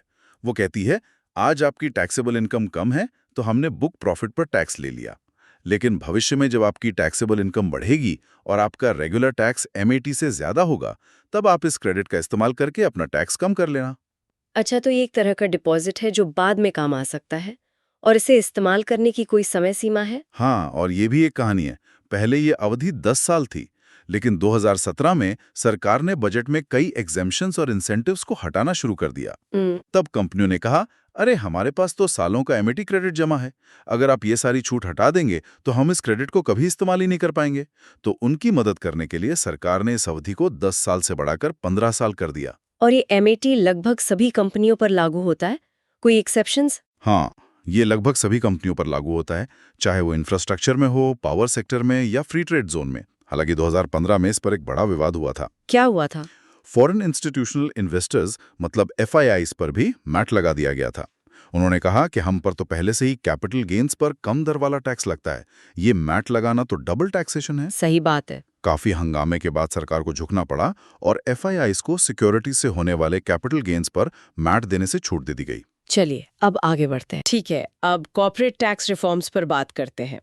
हमारे पास जो सोर्सेज हैं वो ये बताते हैं कि 2019 के आसपास भारतीय अर्थव्यवस्था में थोड़ी सुस्ती आ रही थी, तो एक बड़े बूस्ट की जरूरत महसूस हो रही थी, और तभी सरकार ने एक बहुत बड़ा कदम उठाया, कॉर्पोरेट टैक्स में एक ऐतिहासिक कटौती। तो चलिए आज इसी को समझने की कोशिश करते हैं। बिल्कुल, और इसे समझने के लिए सबसे पहले ये समझना होगा कि ये कॉर्पोरेट टैक्स आखिर है क्या। देखिए, बहुत ही आसान भाषा में, जैसे हम और आप अपनी सैलरी पर इनकम टैक्स देते हैं, वैसे ही देश की कंपनियां जैसे टाटा, रिलायंस, ये सब अपने साल भर के मुनाफे पर जो टैक्स सरकार को देती हैं उसे ही कॉर्पोरेट टैक्स कहते हैं। और 2019 से पहले ये रेट काफी ज्यादा हुआ करता था, है ना? हाँ, काफी ज्यादा। हमारे सोर्सेज के हिसाब से डोमेस्टिक कंपनियों के लिए ये 30% था। 30%? और विदेशी कंपनियों के लिए 35%। लेकिन फिर सितंबर 2019 में एक झटके में सब कुछ बदल गया। हाँ, यहीं पर बात वाकई दिलचस्प हो जाती है। तो ये बदलाव असल में था क्या? क्या सभी कंपनियों के लिए टैक्स बस कम हो गया? नहीं, इतना सीधा नहीं था। इसमें कुछ शर्तें थीं और इसे 2 हिस्सों में देखना होगा। पहला हिस्सा था हमारी बड़ी स्थापित कंपनियों के लिए, मतलब जिनका टर्नओवर 400 करोड़ रुपए से ज्यादा है। हाँ बिल्कुल, उनके लिए सरकार ने उन्हें एक ऑप्शन दिया। ऑप्शन मतलब उन्हें चुनना था। एग्जैक्टली। सरकार ने कहा, देखिए आपका जो बेस कॉर्पोरेट टैक्स 30% है, उसे हम घटाकर 22% कर देंगे। अरे वाह, 30 से सीधे 22, ये तो बहुत बड़ी कटौती है। बहुत बड़ी। और अगर आप इस पर सरचार्ज और सेस भी जोड़ दें, जिसे इफेक्टिव टैक्स रेट कहते हैं, तो वो रेट करीब 34.61% से गिरकर सीधा 25.17% पर आ गया। मतलब लगभग 10% की सीधी कमी। हाँ, लेकिन इसमें एक पेच था, एक शर्त थी। और वो शर्त क्या थी? शर्त ये थी कि अगर आपको ये नया कम टैक्स रेट चाहिए, तो आपको सरकार से मिलने वाली बाकी सारी छूट, मतलब डिडक्शंस और एग्जेम्पशंस, वो सब छोड़ने होंगे। अच्छा, तो ये एक तरह का ट्रेड ऑफ था। या तो आप पुराना 30% वाला रेट देते रहो और सारी छूट का फायदा उठाओ, या फिर सब कुछ छोड़कर सीधे सीधे 22% वाले रेट पर आ जाओ। बिल्कुल। तो हर कंपनी को अपना हिसाब किताब देखना था कि उनके लिए क्या बेहतर है। और इसका असर कितनी कंपनियों पर पड़ा होगा, कुछ अंदाजा है? सोर्स के मुताबिक इस कदम से देश की लगभग 0.9% बड़ी कंपनियों को, यानी करीब 4,500 कंपनियों को फायदा पहुंचने की उम्मीद थी। ठीक है, ये तो हुई बड़ी कंपनियां, लेकिन भारत में तो ज्यादातर छोटी और मझोली कंपनियां हैं, उनके लिए भी कुछ था? बिल्कुल, और शायद सबसे बड़ा और सबसे स्ट्रेटेजिक बदलाव उन्हीं के लिए था। सरकार ने कहा कि कोई भी नई मैन्युफैक्चरिंग कंपनी जो 1 अक्टूबर 2019 के बाद भारत में रजिस्टर होगी और जिसका टर्नओवर 400 करोड़ से कम है, उसे सिर्फ 15% का टैक्स देना होगा। सिर्फ 15%? ये तो कमाल है। ये 25% से सीधा 15%? जी, और उनका इफेक्टिव टैक्स रेट सारे सेस वगैरह मिला के सिर्फ 17.16% पर आ गया। सोर्स ये बताता है कि इस एक कदम से देश की 99.1% कंपनियों को फायदा पहुंचने की गुंजाइश बनी, मतलब छोटी और मझोली कंपनियां। तो अब सबसे बड़ा सवाल ये है, सरकार ने अचानक इतने बड़े टैक्स कट का फैसला क्यों किया? इसके पीछे की सोच क्या थी? सोर्स के मुताबिक इसके पीछे 3 मुख्य उद्देश्य थे। पहला, देश के मैन्युफैक्चरिंग सेक्टर को तेजी से बढ़ावा देना। दूसरा, मैन्युफैक्चरिंग इंडस्ट्री में ज्यादा से ज्यादा इन्वेस्टमेंट आकर्षित करना, मतलब निवेश लाना।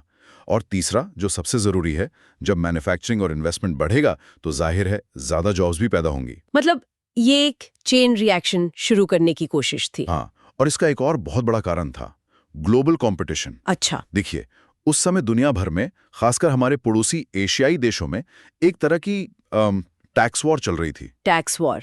हाँ, हर देश विदेशी इन्वेस्टमेंट खींचने के लिए अपने कॉर्पोरेट टैक्स रेट्स कम कर रहा था, तो भारत को भी इस रेस में बने रहना था। हमारे सोर्स में एक टेबल भी है जो आसियान देशों के टैक्स रेट्स दिखाती है।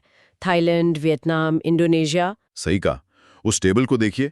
इस रिफॉर्म से पहले हमारा 30% का रेट हमें वियतनाम 20%, थाईलैंड 20% जैसे देशों के मुकाबले काफी महंगा बना रहा था। सही बात है। लेकिन इस रिफॉर्म के बाद नई मैन्युफैक्चरिंग कंपनियों के लिए हमारा 15% का रेट इन सबसे कम हो गया है। फिलीपींस में यह 30% था, इंडोनेशिया में 25%।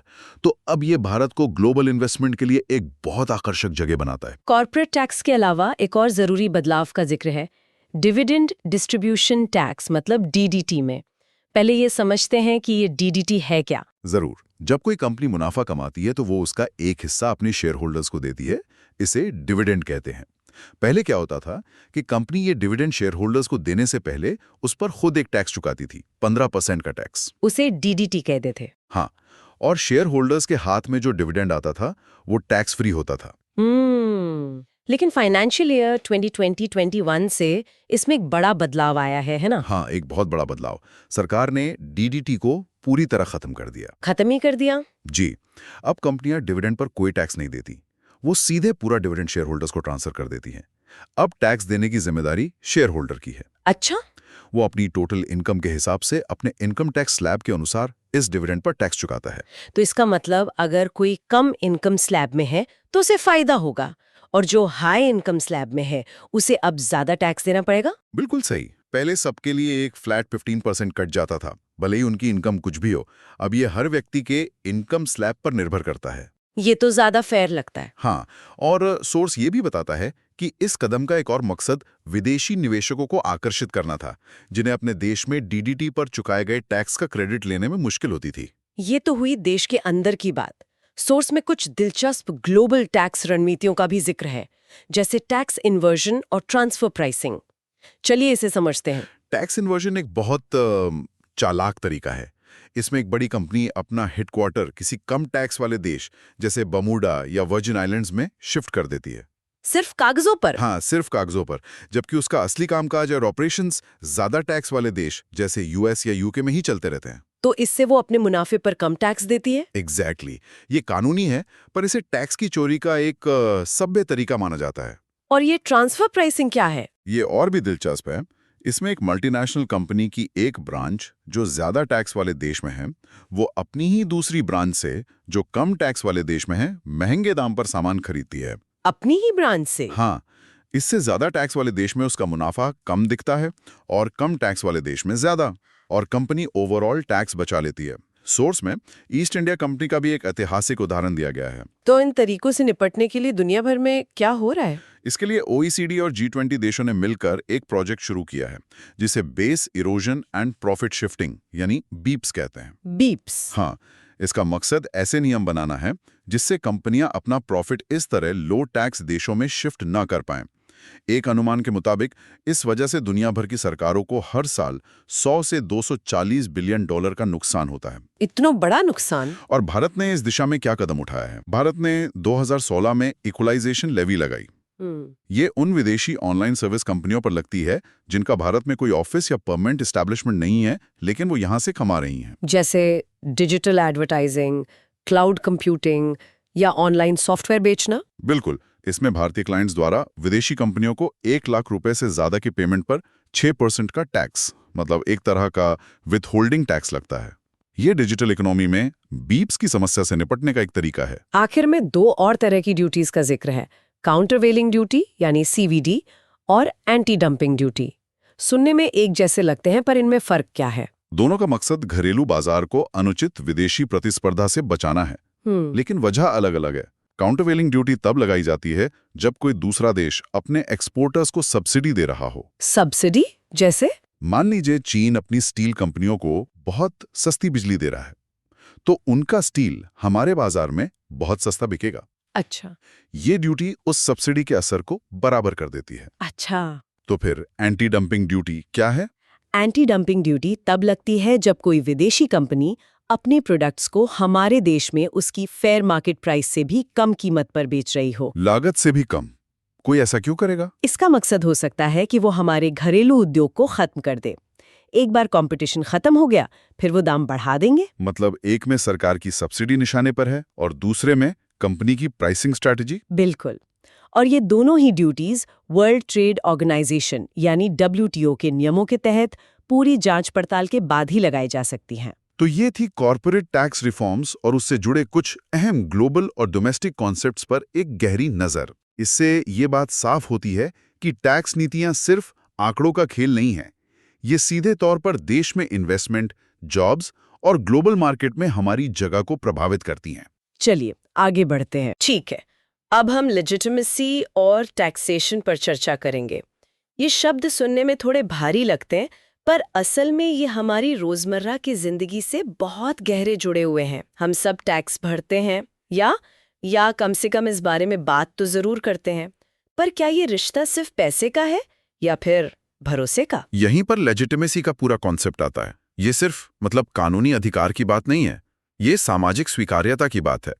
क्या नागरिक, क्या हम और आप सरकार को टैक्स वसूलने का नैतिक अधिकार देते हैं? हाँ, हमारे पास जो सोर्स मटेरियल है वो 1991 के आर्थिक सुधारों से एक बहुत दिलचस्प पैराडॉक्स, एक विरोधाभास सामने लाता है। अच्छा। हमारी डेमोक्रेसी तो दुनिया के लिए एक मिसाल बन गई। चुनाव हुए, सरकारें बदली, लोगों की आवाज मजबूत हुई, पर उसी दौरान सरकार की टैक्स वसूलने की जो क्षमता है, जिसे फिस्कल कैपेसिटी कहते हैं। हाँ, जिसे अर्थशास्त्री फिस्कल कैपेसिटी कहते हैं, वो उतनी तेजी से नहीं बढ़ी। मतलब एक तरफ हमारी पॉलिटिकल सिस्टम मजबूत हो रही थी, पर हमारी इकोनॉमिक सिस्टम की नींव यानी टैक्स कलेक्शन वो कमजोर रह गई। हाँ। ये तो बड़ी अजीब बात है। बिल्कुल। आमतौर पर तो यही लगता है कि एक मजबूत लोकतंत्र में लोग खुशी खुशी टैक्स देंगे। हाँ। और इसी पहेली को 2015-16 का इकोनॉमिक सर्वे सुलझाने की कोशिश करता है। वो एल्बर्ट हर्शमन नाम के एक बहुत माने हुए अर्थशास्त्री का हवाला देते हैं। हर्शमन का तर्क था कि फिस्कल कैपेसिटी बनाने के लिए सिर्फ कानून और डंडे की जरूरत नहीं होती। अच्छा। उससे पहले सरकार को नागरिकों की नजर में अपनी लेजिटिमेसी यानी अपनी साख, अपना भरोसा वो बनाना पड़ता है। अच्छा। तो मतलब ये है कि सरकार सिर्फ ज्यादा टैक्स की मांग नहीं कर सकती, उसे टैक्स मांगने का हक कमाना पड़ता है। ये तो पूरे पावर डायनामिक को ही उल्टा कर देता है। हाँ। ये तो वही पहले मुर्गी या पहले अंडा वाली बात होगी। नागरिक कहते हैं, भाई हमारी गली की सड़क टूटी है, पार्क में लाइट नहीं है, हम टैक्स क्यों दें? और सरकार कहती है सड़क और लाइट के लिए पैसे कहां से लाएं जब तक आप टैक्स नहीं देंगे। एग्जैक्टली। तो ये डेडलॉक कैसे टूटेगा? और सोर्सेस के मुताबिक इस डेडलॉक को तोड़ने की पहली जिम्मेदारी सरकार की है। सरकार की है? उसे पहला कदम उठाकर भरोसा जीतना होगा। ये एक तरफा मांग नहीं हो सकती, ये एक टू वे स्ट्रीट है। तो ये भरोसा, ये लेजिटिमेसी, ये बनती कैसे है? ये कोई हवाई चीज तो है नहीं। जमीन पर इसे कैसे उतारा जा सकता है? देखिए, सोर्सेस दो बहुत ही जमीनी और सीधी बातों पर जोर देते हैं। पहली है सरकार के खर्च की प्राथमिकताएं, स्पेंडिंग प्रायोरिटीज। मतलब सरकार अपना पैसा खर्च कहाँ कर रही है? बिल्कुल। और बात सिर्फ बड़े बड़े बांध या हाईवे बनाने की नहीं है, बात उन चीजों की है जो हर नागरिक को रोज चाहिए। साफ सुथरी सड़कें, भरोसेमंद public transport, effective law and order और ये पोल्यूशन और ट्रैफिक जाम जैसी समस्याओं से निजात। हाँ, जो रोज की जिंदगी को अफेक्ट करती हैं। जब लोगों को अपनी आंखों से दिखता है कि उनके टैक्स का पैसा उनकी जिंदगी को बेहतर बना रहा है, तो भरोसे की पहली ईंट रखी जाती है। पर क्या इसमें एक खतरा नहीं है? अगर सरकार सिर्फ सड़कें और पुल जैसी मतलब दिखने वाली चीजों पर खर्च करेगी, तो हो सकता है कि हेल्थ या एजुकेशन जैसे जरूरी पर कम दिखने वाले सेक्टर्स पीछे रह जाएं। ये बहुत अच्छा सवाल है। सोर्सेस सीधे तौर पर इस पर नहीं जाते, लेकिन वो हर्शमन की एक और चेतावनी का जिक्र जरूर करते हैं जो इसी से जुड़ा है। और वो क्या है? वो कहते हैं कि सरकार को मिडिल क्लास को नजरअंदाज करने की गलती नहीं करनी चाहिए। अगर सरकार की नीतियां सिर्फ रीडिस्ट्रीब्यूशन पर फोकस करेंगी, मतलब? अमीरों से टैक्स लेकर गरीबों के लिए योजनाएं चलाना। हाँ, सिर्फ वही करेंगी तो मिडिल क्लास को लगेगा कि भाई इस सिस्टम में हमारे लिए तो कुछ है ही नहीं। मैं समझी, एक मिडिल क्लास परिवार सोचेगा टैक्स तो हम सबसे ज्यादा भर रहे हैं, पर हमारे बच्चों के लिए अच्छे सरकारी स्कूल कहाँ हैं? हमारे मोहल्ले के पार्क की हालत क्यों खराब है? हमारी सुरक्षा का क्या? बिल्कुल। और ये एलियनेशन का जो भाव है, ये उन्हें टैक्स नेट से बाहर रहने के लिए उकसा सकता है। और लेजिटिमेसी बनाने का दूसरा और शायद सबसे मुश्किल रास्ता है भ्रष्टाचार कम करना, रिड्यूसिंग करप्शन, जिसे सोर्स में फील्डिशली क्लेवर एंड इमेजिनेटिव तरीकों से मुश्किल बताया गया है। हाँ, ये शब्द बहुत मजेदार है क्योंकि ये बताते हैं कि भ्रष्टाचार कितना गहरा और पेचीदा है। ये सिर्फ कुछ अफसरों को पकड़ने या सजा देने की बात नहीं है, ये एक ऐसा सिस्टम बनाने की बात है जहां भ्रष्टाचार करना ही मुश्किल हो जाए। इसका एक सीधा उदाहरण है, जब कोई नागरिक देखता है कि एक नया नवेला फ्लाईओवर पहली ही बारिश में धंस गया या सड़क पे 1 साल में ही गड्ढे हो गए, तो उसका सवाल सिर्फ असुविधा का नहीं होता, उसका सीधा सवाल होता है मेरा पैसा गया कहां? एग्जैक्टली। और उस एक सवाल में सरकार की पूरी लेजिटिमेसी दांव पर लग जाती है। और यहीं पर वो मिडिल क्लास वाली बात फिर से आ जाती है ना। बिल्कुल। एल्बर्ट हर्शमैन की चेतावनी यही थी कि अगर मिडिल क्लास को लगता है कि सिस्टम करप्ट है और उनके पैसे की बर्बादी हो रही है, तो वो पब्लिक सर्विसेज से मुंह मोड़कर प्राइवेट सॉल्यूशंस की तरफ भागेंगे। Private school, private security, gated communities. हाँ, और एक बार वो ऐसा करने लगे तो उन्हें सरकार को टैक्स देने का कोई कारण ही नजर नहीं आएगा। ये एक बहुत खतरनाक चक्र है। तो फिर इस चक्र को तोड़ने के लिए टैक्स का बोझ किस पर होना चाहिए? फेयरनेस कैसे लाई जाए? सोर्स में वेल ऑफ या अमीर लोगों के बारे में कुछ खास बातें कही गई हैं। हाँ, सोर्स इस पर बहुत साफ है। वो कहता है कि सिस्टम में फेयरनेस का परसेप्शन बनाने के लिए जो अमीर लोग हैं उन्हें मिलने वाली सरकारी सब्सिडीज और सुविधाओं को स्केल बैक करने, यानी कम करने की जरूरत है। हाँ, सोर्स में एक मोटा अंदाजा लगाया गया है कि इससे करीब 1 लाख करोड़ रुपए की बचत हो सकती है। 1 लाख करोड़? ये तो बहुत बड़ी रकम है। इसका साइकोलॉजिकल इम्पैक्ट क्या होगा? इसका साइकोलॉजिकल इम्पैक्ट जबरदस्त होगा। जब एक आम निम्न आय वाला नागरिक देखता है कि सरकार उन लोगों की सब्सिडी बंद कर रही है जो आसानी से पूरा दाम चुका सकते हैं, चाहे वो एलपीजी हो या कोई और सुविधा, तो उसे लगता है कि सिस्टम उसके साथ है, सिस्टम फेयर है। उसे भरोसा होता है। हाँ, उसे भरोसा होता है कि उससे लिया गया टैक्स गरीबों की मदद के लिए जा रहा है, ना कि पहले से अमीर लोगों को और अमीर बनाने के लिए। इसी फेयरनेस की कड़ी में प्रॉपर्टी टैक्स की भी बात हुई है। ये एक ऐसा टैक्स है जिसके बारे में हम सुनते तो बहुत है, पर ये उतना इफेक्टिव क्यों नहीं हो पाया है? सोर्सेज इस पर इतना जोर क्यों दे रहे हैं? प्रॉपर्टी टैक्स को सोर्स में लेजिटिमेसी और फिस्कल कैपेसिटी दोनों बनाने का एक बहुत मजबूत टूल बताया गया है। इसके कई कारण हैं। एक, जैसा आपने कहा, ये एक प्रोग्रेसिव टैक्स है, जिसकी प्रॉपर्टी जितनी बड़ी और महंगी वो उतना ज्यादा टैक्स देगा। ये फेयरनेस के सिद्धांत पर खरा उतरता है। बिल्कुल। दूसरा, इससे बचना बहुत मुश्किल है। आप अपनी आमदनी छुपा सकते हैं, पर अपनी बिल्डिंग या जमीन को छुपाकर कहाँ ले जाएंगे? सही बात है। और इसका सबसे बड़ा फायदा जो मुझे सोर्सेज में सबसे ज्यादा दिलचस्प लगा वो है इसका लोकल कनेक्शन। वही इसका सीक्रेट सॉस है। प्रॉपर्टी टैक्स से जो पैसा आता है वो सीधा आपकी लोकल म्युनिसिपैलिटी या नगर निगम के पास जाता है। ओके। वो उस पैसे से आपकी कॉलोनी की सड़कें, पार्क की लाइटें, कूड़ा उठाने की व्यवस्था, ये सब ठीक कर सकती हैं। तो इससे टैक्स देने वाले और टैक्स के फायदे के बीच एक सीधी दिखने वाली कड़ी बन जाती है। हाँ, आप टैक्स देते हैं और अगले महीने आपको अपनी गली में नई एलईडी लाइट्स लगी हुई दिखती हैं। इससे बेहतर भरोसा और क्या बनाएगा? ये तो सिर्फ पैसे का मामला नहीं है, ये लोकल गवर्नेंस को मजबूत करने और नागरिकों को सीधे तौर पर भागीदार बनाने का तरीका है। सोर्स में स्मार्ट सिटीज का भी जिक्र है। हाँ, सॉस कहता है कि स्मार्ट सिटीज जैसे बड़े बड़े प्रोजेक्ट्स की रीढ़ की हड्डी एक मजबूत प्रॉपर्टी टैक्स सिस्टम ही हो सकता है। बिना अपने पैरों पर खड़े शहरों के स्मार्ट सिटी का सपना पूरा नहीं हो सकता। ये सब तो हुई सिद्धांत की बातें। भरोसा बनाओ, खर्च सही जगह करो, टैक्स सिस्टम फेयर रखो, पर भारत में टैक्स भरना, अरे वो तो अपने आप में एक बहुत बड़ा सरदर्द माना जाता है। इस मामले में हम दुनिया के मुकाबले कहाँ खड़े हैं? प्रक्रिया को आसान बनाना भी तो लेजिटिमेसी का ही हिस्सा है। बिल्कुल। और इस मामले में हमारे सोर्सेज कुछ आंकड़े देते हैं जो सोचने पर मजबूर करते हैं। वर्ल्ड बैंक की ease of paying taxes ranking में हमारी स्थिति 2014 में 156 से सुधरकर 2019 में 115 तो हुई, जो अच्छी बात है। हाँ अच्छी बात है, लेकिन ये सुधार उम्मीद से काफी कम है और हम अभी भी बहुत पीछे हैं। 115 मतलब अब भी 100 से ज्यादा देश हमसे बेहतर हैं।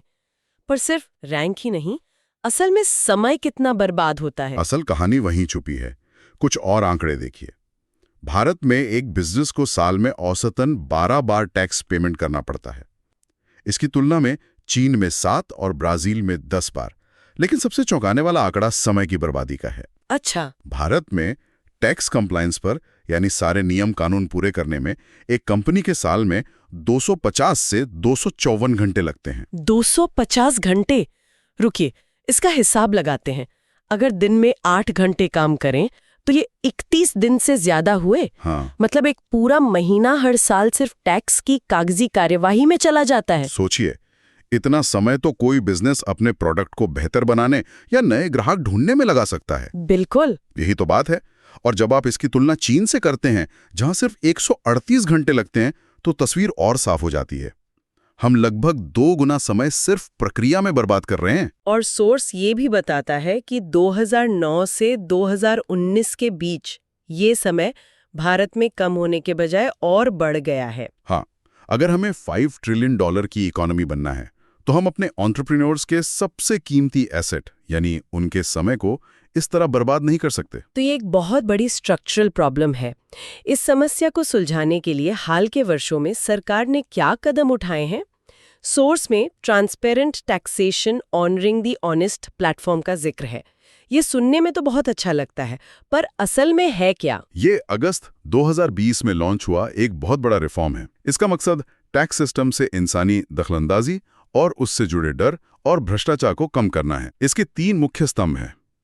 पहला है फेसलेस असेसमेंट। फेसलेस यानी बिना चेहरे का? इसका मतलब क्या है? इसका मतलब है कि अब आपको अपना केस लेकर किसी टैक्स अधिकारी के दफ्तर के चक्कर नहीं काटने पड़ेंगे। अच्छा। आपका केस एक कंप्यूटर बेस्ड एल्गोरिथम के जरिए देश के किसी भी कोने में बैठे किसी भी अधिकारी को रैंडमली असाइन हो जाएगा।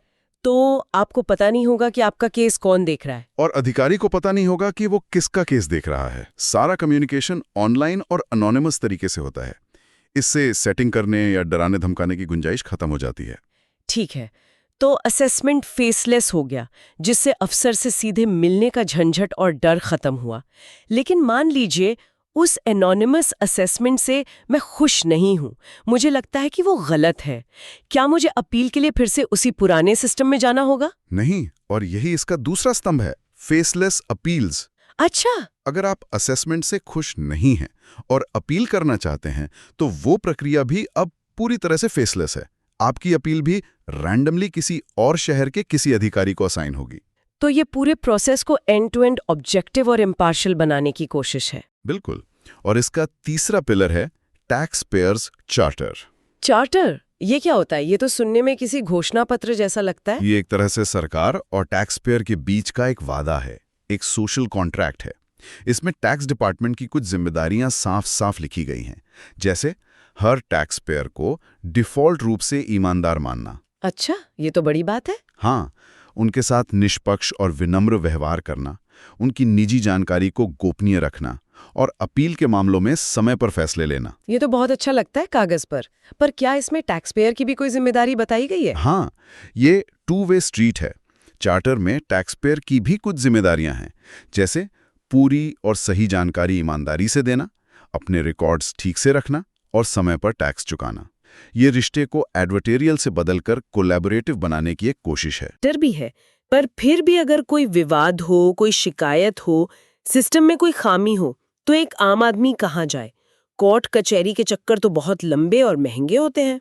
और यहीं पर हमारे सोर्सेज एक बहुत बड़ी कमी की तरफ इशारा करते हैं। वो बताते हैं कि भारत में एक टैक्स ओम्बड्समैन यानी टैक्स लोकपाल की व्यवस्था 2003 में शुरू की गई थी। अच्छा, तो थी हमारे पास ऐसी व्यवस्था? हाँ, इसका मकसद ही यही था कि टैक्स पेयर्स की शिकायतों का जल्दी और आसानी से निपटारा हो सके। लेकिन ये व्यवस्था कभी प्रभावी नहीं हो पाई। 1 मिनट, तो हमारे पास एक सिस्टम था, भले ही वो कमजोर था, और उसे सुधारने के बजाय हमने उसे खत्म ही कर दिया। सोर्सेज बताते हैं कि इसके पीछे क्या वजह थी। वजह यही थी कि उसके पास असली शक्तियां नहीं थीं। ऑम्बड्समैन के फैसले सिर्फ सलाहकारी, एडवाइजरी होते थे। टैक्स डिपार्टमेंट के लिए उन्हें मानना जरूरी नहीं था। और वो सिर्फ 5,000 रुपए तक का मुआवजा दिलवा सकता था, जो कि मजाक जैसा था। वो एक बिना दांतों का शेर था। समझी। आखिरकार प्रभावहीन होने की वजह से 2019 में इस व्यवस्था को खत्म कर दिया गया। जबकि दूसरे देशों में जहां टैक्स कंप्लायंस बेहतर है, वहां ऐसी कोई व्यवस्था है। हाँ, और सोर्स में ऑस्ट्रेलिया, कनाडा, यूके जैसे देशों का उदाहरण दिया गया है, जहां एक मजबूत और स्वतंत्र लोकपाल की व्यवस्था है। ये भरोसा बनाने की प्रक्रिया का एक बहुत जरूरी हिस्सा है। ये एक न्यूट्रल रेफरी की तरह काम करता है, जो सरकार और नागरिक के बीच खड़े होकर निष्पक्ष फैसला दे सके। तो सोर्स का निष्कर्ष क्या है इस पर? सोर्स का निष्कर्ष है कि भारत को भी एक ऐसी संस्था की सख्त जरूरत है जिसके पास सफिशिएंट टीथ एंड इंडिपेंडेंस हो, यानी असली शक्तियां और पूरी स्वतंत्रता हो। बिना इसके भरोसे का रिश्ता हमेशा एक तरफा रहेगा। तो हमने लेजिटिमेसी जैसे एक बड़े एकेडमिक विचार से शुरू किया और देखा कि कैसे वो हमारी सड़कों के गड्ढों, मिडिल क्लास की चिंताओं, प्रॉपर्टी टैक्स की रसीद, टैक्स भरने में लगने वाले 250 घंटों और एक फेसलेस सिस्टम की जरूरत से सीधे तौर पर जुड़ा हुआ है। ये सब एक ही कहानी के अलग अलग हिस्से हैं। बिल्कुल। ये पूरी कवायद असल में नागरिक और सरकार के बीच के रिश्ते को शक और मजबूरी से निकालकर भरोसे और साझेदारी में बदलने की है। ये एक मैराथन है, स्प्रिंट नहीं। ये रिफॉर्म्स उस लंबे सफर में उठाए गए कुछ जरूरी कदम हैं, लेकिन मंजिल अभी दूर है। बहुत दिलचस्प। चलिए अब आगे बढ़ते हैं। ठीक है, तो अब हम 15वें वित्त आयोग यानी 15th फाइनेंस कमीशन पर चर्चा करेंगे। ये मिस्टर एनके सिंह की अध्यक्षता में बना था और इसने 2 रिपोर्ट्स दी हैं, एक तो 2020-21 के लिए और फिर एक फाइनल रिपोर्ट 2021 से 2026 के पीरियड के लिए। हाँ, चलिए इसे जरा खोल कर देखते हैं कि इसमें क्या खास है। बिल्कुल।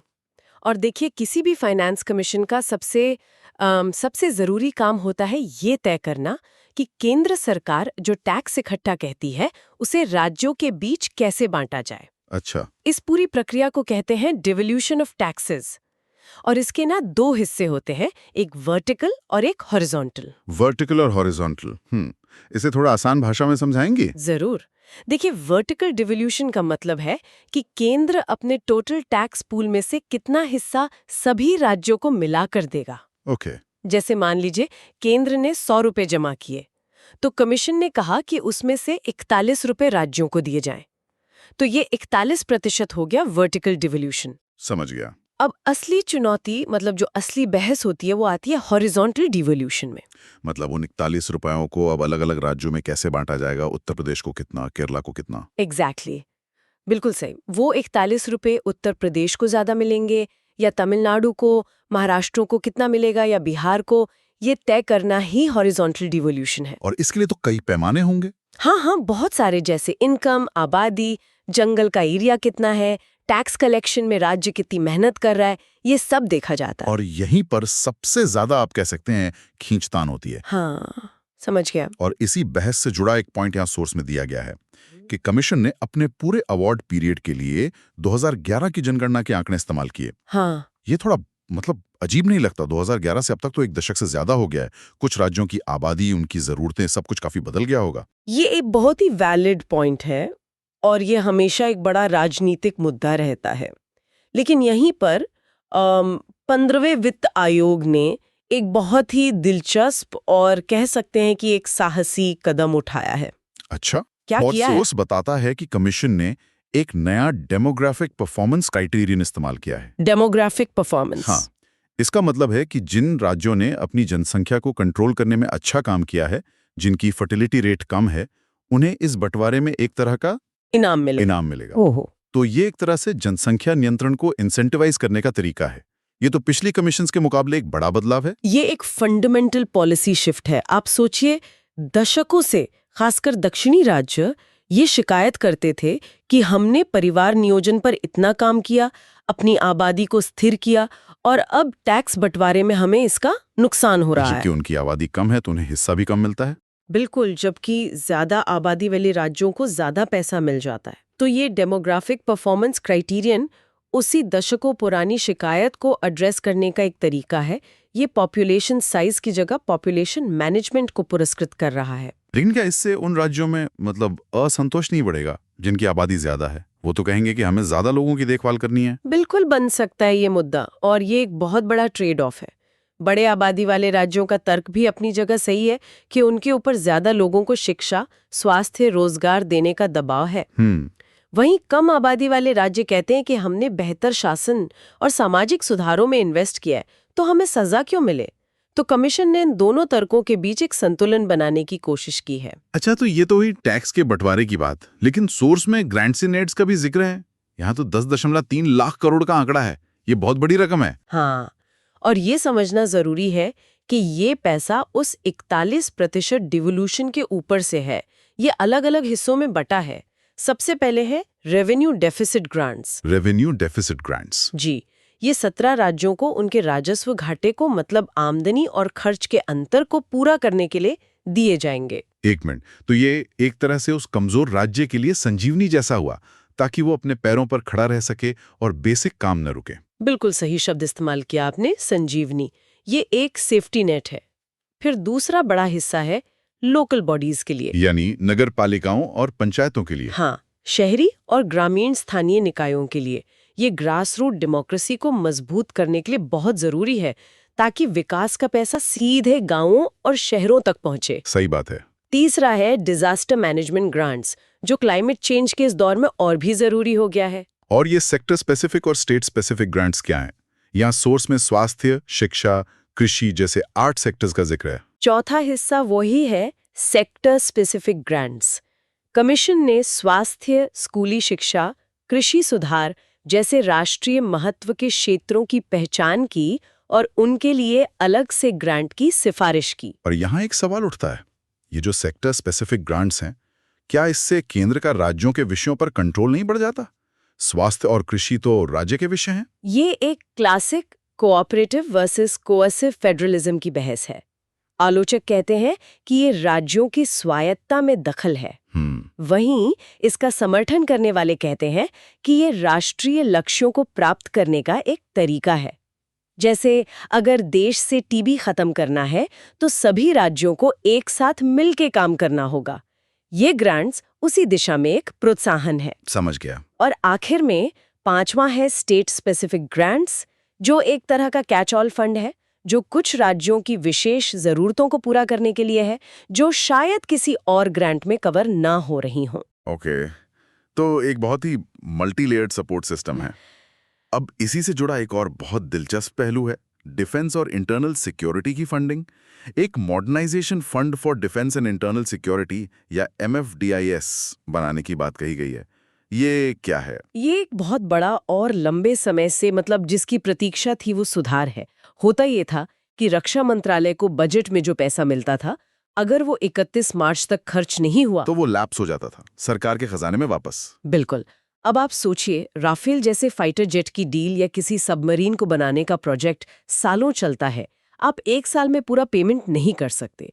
इस वजह से कई जरूरी प्रोजेक्ट्स में देरी होती थी। तो MFDIS इस प्रॉब्लम को सॉल्व करेगा? हाँ, MFDIS एक नॉन लैप्सेबल फंड होगा। Non lapsable, yes. मतलब एक तरह का डेडिकेटेड पिगी बैंक सिर्फ डिफेंस के लिए, जिसका पैसा अगले साल भी इस्तेमाल हो सकता है। एकदम सही।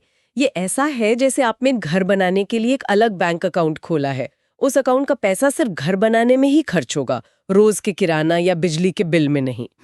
इससे ये पक्का हो जाता है कि जो बड़ा जरूरी काम है वो पैसे की कमी या ब्यूरोक्रेटिक प्रक्रियाओं की वजह से रुकेगा नहीं। सोर्स के मुताबिक इसका कुल साइज 5 साल में लगभग 2.38 लाख करोड़ होगा। लेकिन अगर ये इतना अच्छा आइडिया है तो इसे अब तक लागू क्यों नहीं किया गया था? मुख्य अड़चन वित्त मंत्रालय के नियमों और संसदीय प्रक्रियाओं की थी। ट्रेडिशनली हर साल का बजट अलग होता है और पैसा कैरी फॉरवर्ड करने की अनुमति नहीं होती। इसके लिए एक खास तरह के नॉन लैप्सेबल फंड बनाने के लिए राजनीतिक इच्छा शक्ति की जरूरत थी, जो इस कमीशन ने की है। और ये पैसा आएगा कहां से? 2,38 लाख करोड़। उसका भी एक प्लान है। करीब 1.5 लाख करोड़ रुपए भारत की संचित निधि यानी कंसोलिडेटेड फंड ऑफ इंडिया से आएगा। और बाकी का पैसा? वो डिफेंस की सरकारी कंपनियों, मतलब डिफेंस PSUs में हिस्सेदारी बेचकर, और डिफेंस की जो जमीनें बेकार पड़ी हैं उनका मुद्रीकरण यानी मोनेटाइजेशन करके जुटाया जाएगा। ओके, तो डिफेंस के लिए लॉन्ग टर्म प्लानिंग बेहतर होगी। लेकिन देश की पूरी वित्तीय सेहत का क्या? अब आते हैं उस विषय पर जो हमेशा चर्चा में रहता है, फिस्कल डेफिसिट। हाँ, फिस्कल कंसोलिडेशन। इस पर कमीशन ने एक पूरा रोड मैप दिया है, लेकिन रोड मैप समझने से पहले ये समझना जरूरी है कि ये सब fiscal responsibility and budget management यानी FRBM एक्ट के तहत होता है। अच्छा, ये वो 2003 वाला कानून है जो सरकार के घाटे और कर्ज पर एक सीमा लगाता है? बिल्कुल, ये सरकार के लिए एक तरह की लक्ष्मण रेखा है ताकि वो जरूरत से ज्यादा खर्च ना करे।